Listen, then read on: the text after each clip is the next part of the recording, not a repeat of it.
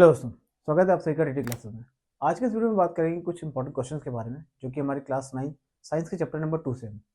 और वीडियो को पूरा ध्यान से देखिएगा क्योंकि बीच बीच में मैं आपको कुछ इंपॉर्टेंट टिप्स दूंगा जिससे आपको क्वेश्चन को सॉल्व करने में आसानी होगी। तो वीडियो शुरू करने से पहले आप सभी से रिक्वेस्ट है, यदि आपने अभी तक चैनल को सब्सक्राइब नहीं किया या फिर चैनल पर नए हैं तो चैनल को सब्सक्राइब जरूर करें। तो चलिए समझते हैं और देखते हैं कौन से हमारे क्वेश्चन आज के इस वीडियो में आते हैं। पहला क्वेश्चन है, classify the following into elements, compound and mixture. यहाँ पर हमें ये बताना है कि जो भी हमारे सब्सटेंस दिए गए उनमें से एलिमेंट्स हमारा कौन सा है, कंपाउंड कौन सा है और मिक्सचर हमारा सब्सटेंस कौन सा है।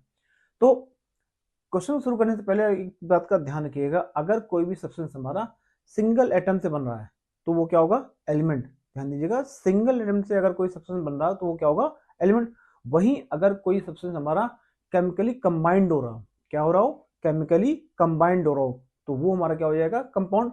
और जब दो या दो से अधिक सब्सटेंस आपस में मिक्स हो रहा है, मिल रहे हो, तो वो क्या हो जाएगा हमारा एक मिक्सचर। एलिमेंट, कंपाउंड और mixture. Element single atom, compound chemically combined और मिक्सचर यानी दो या दो से अधिक सब्सटेंस का आपस में मिलना। ठीक है, तो पहला हमारा क्या है, सोडियम। सोडियम क्या होता है हमारा, Na, और Na क्या हमारा एक सिंगल एटम। अब सिंगल एटम से बना सब्सटेंस है, अब जो सिंगल एटम से बना सब्सटेंस है तो ये हमारा क्या हो जाएगा, एक एलिमेंट। क्यों, क्योंकि हमें पता है कि सिंगल एटम से जो भी हमारे सब्सटेंस बनते हैं होते हैं वो हमारे क्या होते हैं, एलिमेंट। तो सोडियम हमारा क्या हो जाएगा, एक एलिमेंट। ठीक है, नेक्स्ट है सॉइल। सॉइल क्या होता है कि बहुत सारी चीजों से बनी होती है, जैसे कि छोटे छोटे पत्थर, सैंड, क्ले, पानी। तो हमें पता है कि जब कई सारी चीजें आपस में मिक्स हो रही हो या मिल रही हो तो वो हमारा क्या हो जाता है, एक मिक्सचर। तो सॉइल हमारी क्या हो जाएगी, एक मिक्सचर। ठीक है, नेक्स्ट है शुगर सॉल्यूशन। अब शुगर सॉल्यूशन हमारा होता है क्या, शुगर सॉल्यूशन यानी हम शुगर को पानी में डिजोल्व करते हैं तो हमारा ये शुगर सॉल्यूशन बनता है। अब शुगर सॉल्यूशन में हमने कोई भी केमिकली कॉम्बिनेशन नहीं बनाया, ना ही ये हमारा एक सिंगल एटम सब्सटेंस है, तो ये क्या हो गया जाएगा हमारा एक मिक्सचर, क्योंकि यहाँ पर शुगर को पानी में मिक्स किया जा रहा है। जब पानी में शुगर को मिक्स किया जा रहा है तो ये हमारा क्या बन के बनेगा, एक मिक्सचर। ठीक है, नेक्स्ट है सिल्वर। हमें पता है कि सिल्वर क्या होता है, एक सिंगल एटम।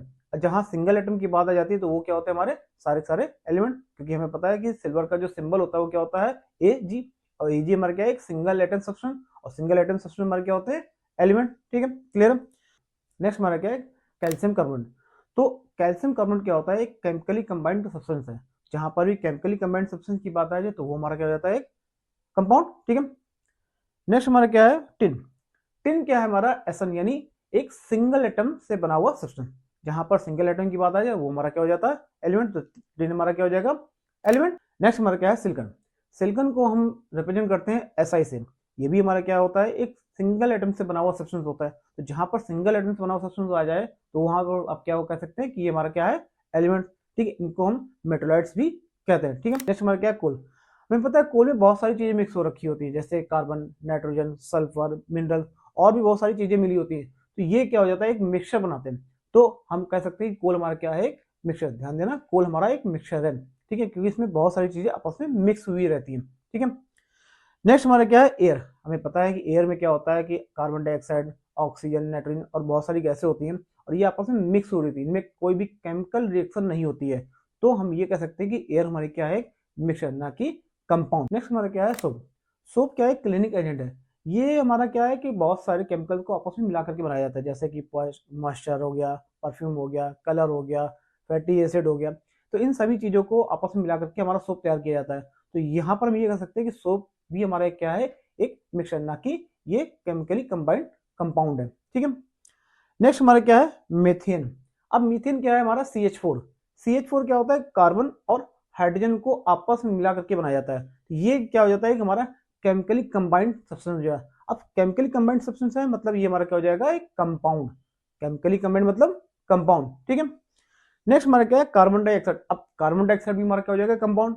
क्यों, क्योंकि यहाँ पर कार्बन और ऑक्सीजन को आपस में केमिकली कंबाइंड किया जाता है। ठीक है, तो जहां पर केमिकली कंबाइंड की बात आ जाए तो वहां पर हमारा क्या हो जाएगा, एक कंपाउंड। ठीक है, नेक्स्ट हमारा है ब्लड।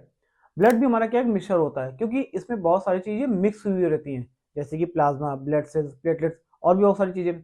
तो हम ये कह सकते हैं कि ब्लड भी हमारा क्या है, एक मिक्सचर। तो हम यहाँ पर कह सकते हैं कि सोडियम हमारा क्या होगा, एक एलिमेंट।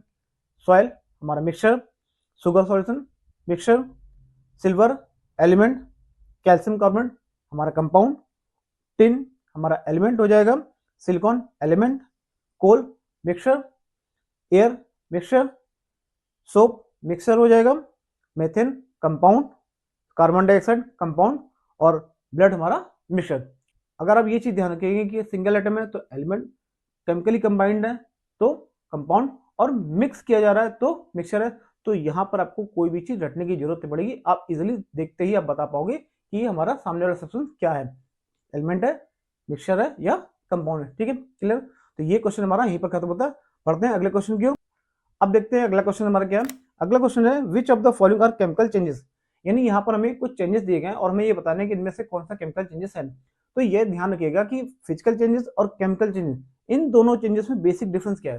पहला बेसिक डिफरेंस क्या है कि केमिकल चेंजेस में जो भी हमारे चेंजेस होते हैं वो रिवर्स नहीं होते जनरली, वही फिजिकल चेंजेस में जो भी चेंजेस होते हैं उनको हम रिवर्स कर सकते हैं। तो अगर आपको चेंजेस में आइडेंटिफाई करना है कि कौन सा केमिकल चेंजेस हो रहा है कौन सा नहीं, तो आपको क्या करना है, ये देखना है कि रिवर्स हमारा चेंजेस हो सकता है तो हमारा फिजिकल चेंजेस, और अगर रिवर्स नहीं हो सकता है तो जनरली वो क्या होगा, केमिकल चेंजेस। तो अब बात करते हैं growth of plant. Growth of plant में क्या होता है कि अगर किसी प्लांट की ग्रोथ हो गई तो क्या वापस से वो ग्रोथ रिवर्स हो सकती है, नहीं हो सकती है। दैट मीन्स हमारा ये चेंज क्या हो जाएगा, केमिकल चेंजेस। नेक्स्ट हमारा क्या है, रस्टिंग ऑफ आयरन, यानी आयरन में जंग का लगना। आयरन में जंग का लगना भी एक हमारा क्या होता है, केमिकल चेंजेस, क्योंकि इसको भी हम रिवर्स नहीं कर सकते। एक बार आयरन में अगर जंग लग गई तो जंग से हम वापस आयरन को नहीं बना सकते। तो ये यहाँ पर क्या कर सकते हैं कि ये एक हमारा केमिकल चेंजेस होगा। ठीक है, नेक्स्ट है mixing of iron filings and sand. यहाँ पर क्या है कि आयरन फिलिंग्स और सैंड को आपस में मिक्स किया जा रहा है। जब आयरन फिलिंग और सैंड को आपस में मिक्स किया जा रहा है और इनको हम क्या कर सकते हैं, वापस बाद में अलग भी कर सकते हैं। तो ये हमारा चेंजेस क्या हो जाएगा, एक फिजिकल चेंजेस, क्योंकि यहाँ पर हम चेंज को रिवर्स कर पा रहे हैं। अगर हम चेंज को रिवर्स कर पा रहे हैं तो वो हमारा क्या हो जाएगा, फिजिकल चेंज। अगर चेंज को हम रिवर्स नहीं कर पा रहे तो वो हमारा क्या कहलाएगा, केमिकल चेंज। ठीक है, ये एक प्रॉपर्टीज है फिजिकल और केमिकल चेंज को पहचानने की। इसके और भी कई सारे तरीके हैं, वो अलग अलग मैंने पिछले वीडियो में भी आपको बताया हुआ है। ठीक है, नेक्स्ट है कुकिंग फूड। अब कुकिंग फूड भी हमारा क्या है, केमिकल चेंजेस। क्यों, क्योंकि जब भी हम खाना बनाते हैं, जैसे हमने सब्जी बनाई तो सब्जी में क्या करते हैं, कच्ची सब्जी को काट के पकाते हैं, तो पकाने के बाद क्या वापस सब्जी को वापस कन्वर्ट किया जाता है, नहीं कन्वर्ट कर सकते, रिवर्स नहीं कर सकते। तो ये भी हमारा क्या हो जाएगा, केमिकल चेंजेस। मतलब अगर हम रिवर्स कर पा रहे हैं तो फिजिकल और नहीं कर पा रहे तो केमिकल। सिंपल ये ध्यान रखिएगा, आसानी से हम सारे क्वेश्चन का आंसर दे पाएंगे। नेक्स्ट है डाइजेशन ऑफ फूड। इसमें भी क्या होता है कि हम जो भी डाइजेशन प्रोसेस होता है उस डाइजेशन प्रोसेस को रिवर्स नहीं कर सकते हैं। अगर हम इसको रिवर्स कर पाते होते तो ये हमारा क्या होगा, फिजिकल चेंजेस, लेकिन हम इसको रिवर्स नहीं कर पाते तो ये भी हमारा क्या हो जाएगा, एक केमिकल चेंजेस। ठीक है, नेक्स्ट हमारा क्या है, फ्रीजिंग ऑफ वाटर। अब फ्रीजिंग ऑफ वाटर में क्या आता है कि हमारी स्टेट चेंज हो रही थी, मतलब पानी को हमने बर्फ में कन्वर्ट कर दिया, फ्रीज कर दिया। अब इसमें क्या गया, बर्फ को हम वापस से पानी में कन्वर्ट कर सकते हैं। तो ये हमारा क्या हो जाएगा, एक फिजिकल चेंज, क्योंकि यहाँ पर हमारी जो चेंज है उसको हम रिवर्स कर पाएंगे। अगर हमने पानी से बर्फ को बनाया तो बर्फ से पानी को भी हम बना सकते हैं। ठीक है, लास्ट में क्या, burning of candle. Burning of candle भी हमारा क्या है, केमिकल चेंजेस। क्योंकि जब भी कैंडल को हम जलाते हैं तो उससे वैक्स जलता है, वैक्स जलने से कार्बन डाइऑक्साइड और वाटर वेपर बनते हैं। तो यहाँ पर क्या होता है, नया सब्सटेंस बन रहा है। केमिकल चेंजेस की प्रॉपर्टी भी ये भी होती है कि जब भी कोई चेंज होता है तो एक नया सब्सटेंस बनता है। तो जब भी हम कैंडल को जलाते हैं तो उसमें एक नया सब्सटेंस बनता है, क्या, कार्बन डाइऑक्साइड और वाटर वेपर। तो हम कह सकते हैं कि बर्निंग ऑफ कैंडल हमारा क्या है, केमिकल चेंजेस। ठीक है, क्लियर। तो एक बार फिर से रिवीजन कर लेते हैं।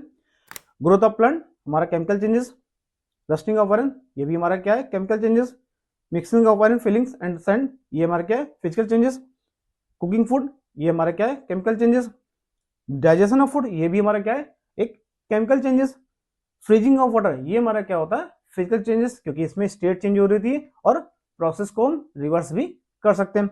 वहीं बर्निंग ऑफ कैंडल हमारा क्या है, केमिकल चेंजेस। अगर इसकी टेबल पर आप ध्यान दें तो टेबल में आप वही चीजें हैं जो भी आपको मैंने बताई, अगर आप इसको याद करेंगे तो थोड़ा सा टिपिकल हो जाएगा। बट अगर आप इसको थोड़ा सा समझ लेंगे, जो मैंने आपको प्रोसेस बताया कि अगर स्टेट चेंज हो रही है या इसको प्रोसेस को हम रिवर्स कर सकते हैं तो फिजिकल, और प्रोसेस को अगर हम रिवर्स नहीं कर सकते तो हमारा क्या हो जाएगा, केमिकल चेंजेस। सिंपल है, आप आसानी से सभी का आंसर दे पाएंगे अगर इस चीजों को आपने समझ लिया। तो आज की वीडियो में बस इतना ही। यदि वीडियो को पसंद आया तो चैनल को सब्सक्राइब जरूर करें। तो मिलते हैं अगले वीडियो में नए चैप्टर के साथ में, तब तक के लिए नमस्कार, जय हिंद।